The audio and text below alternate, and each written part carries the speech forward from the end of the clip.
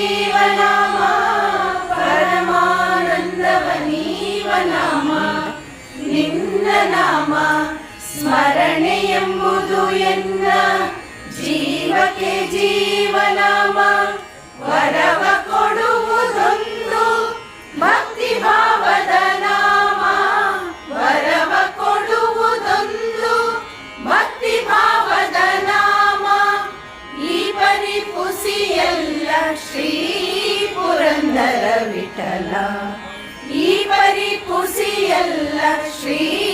ಪುರಂದರ ವಿಠಲ ನಾಮವಿದ್ದರೆ ಸಾಕು ರಾಮ ನಿನ್ನ ನಾಮವಿದ್ದರೆ ಸಾಕು